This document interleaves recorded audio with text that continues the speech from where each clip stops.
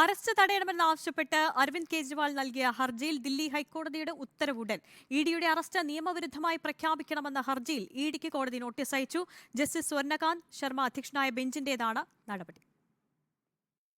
Enforcement ഡയറക്ടറേറ്റിന്റെ custody തടയണമെന്നാണ് Delhi മുഖ്യമന്ത്രി അരവിന്ദ് കെജ്രിവാളിന്റെ പ്രധാന ആവശ്യം. അരവിന്ദ് കെജ്രിവാളിന്റെയും ഇഡിയുടെ അഭിഭാഷകന്റെയും പ്രാഥമിക വാദങ്ങൾ കേട്ട ശേഷമാണ് ഉപഹർജി വിധി പറയാനായി മാറ്റിയത്. വൈകിട്ട് 4 മണിയോടെ ഉത്തരവ് പുറത്തുവരുമെന്നായിരുന്നു സിംഗിൾ ബെഞ്ച് വ്യക്തമാക്കിയത്. എന്നാൽ ഇടക്കാല ഉത്തരവ് പുറത്തുവരാൻ വൈകുകയാണ്.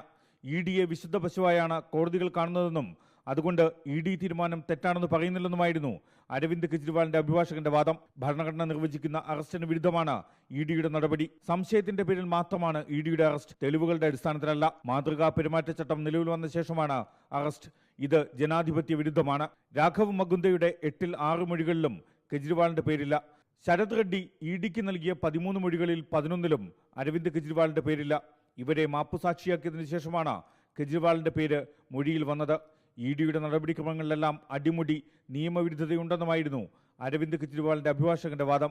അരവിന്ദ് കെജ്രിവാളിന്റെ പ്രധാന ഹർജിയിൽ ഹൈക്കോടതി ഇഡിക്ക് നോട്ടീസ് അയച്ചു. ഹർജി ഡൽഹി ഹൈക്കോടതി പിന്നീട് പരിഗണിക്കും.